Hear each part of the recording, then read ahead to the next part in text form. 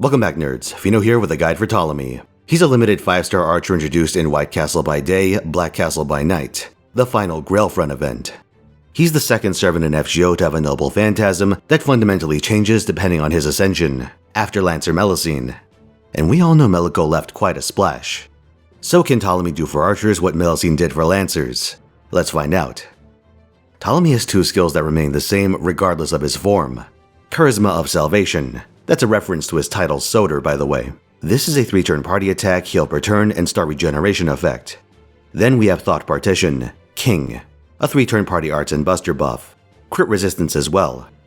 On top of this, it's a 50% personal battery. Here we have two extremely desirable elements in a potential multi-core attacker, party buffs and big batteries. Off to a great start. Skill 3, Contact with Wisdom, changes based on Ptolemy's form.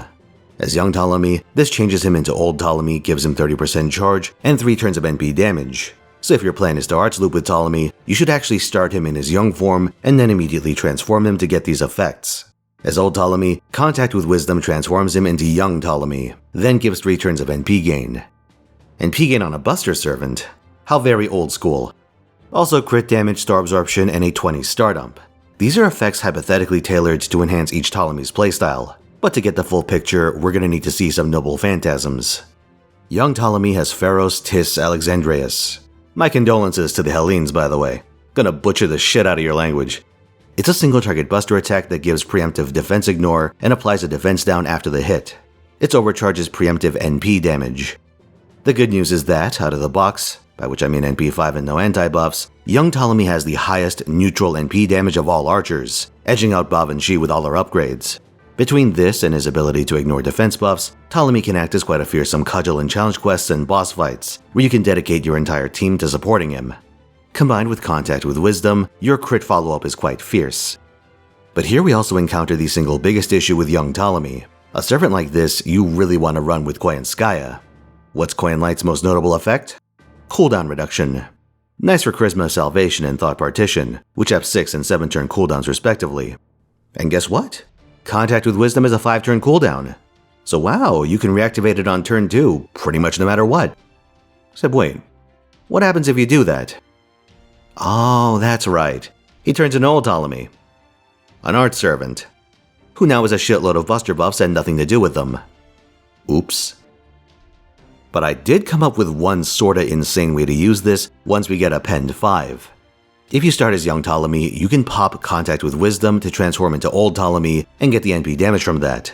Pop his other skills, and then use both Koyan batteries on him. This takes Contact with Wisdom off cooldown, letting you use it again to transform back into young Ptolemy and get the crit NP gain package. You absolutely waste a shitload of charge from transforming in this way, but you do keep the NP damage. As for old Ptolemy, his noble phantasm is Bibliotheca Basileus. It's an AoE arts attack with preemptive sure hit, a post-hit defense down, and an overcharge effect for preemptive NP damage. Because transforming into old Ptolemy comes with that 30% battery, this arts form is very usable in farming. Of course, his NP gain modifier is tied to the wrong form, so odds are you'll need that extra battery to get any work done, so as usual you really want the starting Charger Pen skill. Like with his buster form, Ptolemy's AoE neutral damage is the highest in his class. Though there are many AoE archers with anti-buffs around, and they can overtake him if they meet their conditions. Then again, this tends to matter slightly less in terms of 90++ team building, so you're honestly not getting a bad deal. As long as you pair him with a robust single-target attacker. That isn't also Ptolemy.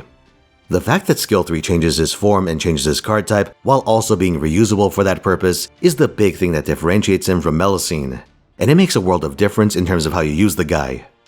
With Melusine, the idea is that you start her in her arts form no matter what, with some rare exceptions, and assuming the fight hasn't gone to shit, you either use Ray Horizon or you don't. If you do, then its effect changes to allow you to cast it again while retaining her buster form, so you get full value from Koyanskaya's cooldown reduction effect.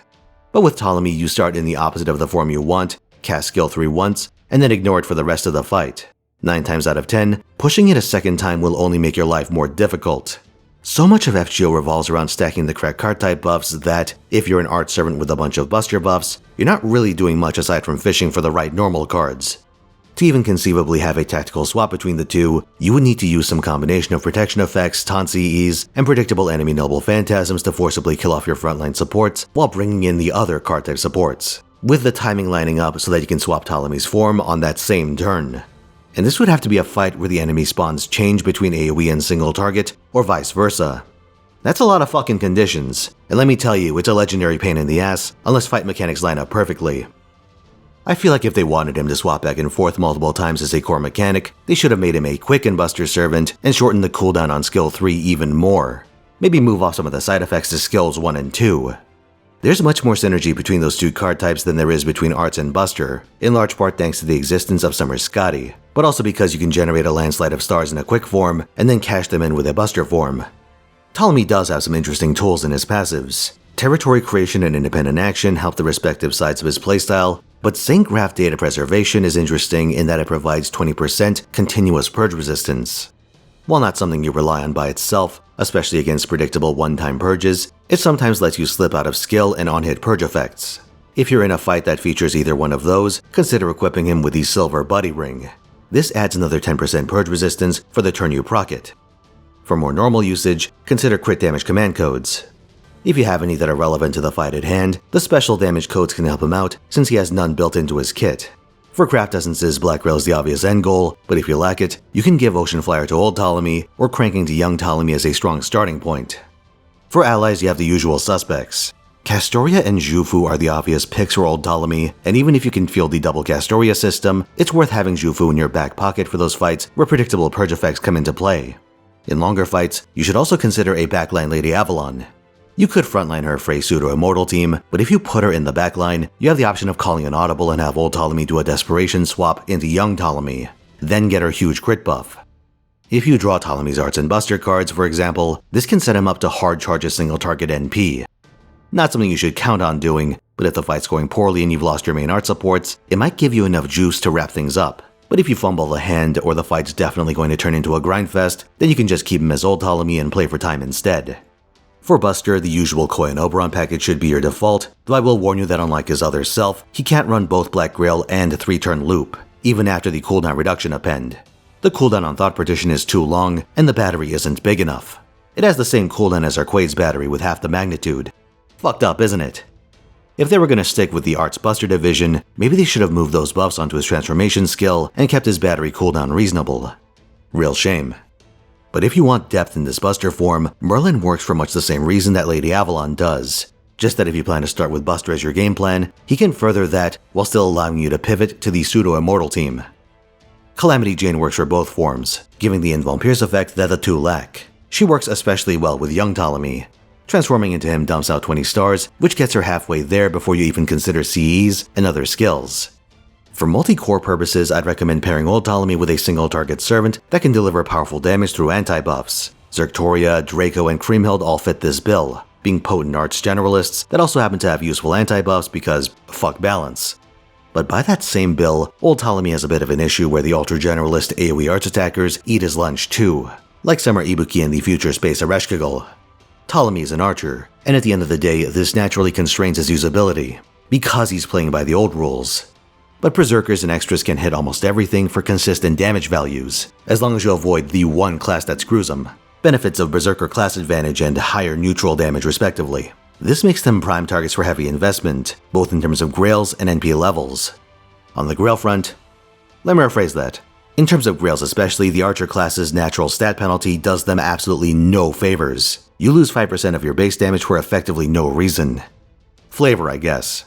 My point in saying this is that FGO is a game so thoroughly warped by its ultra generalists that a mere generalist with the highest neutral damage in their class isn't the selling point the developers thought it was.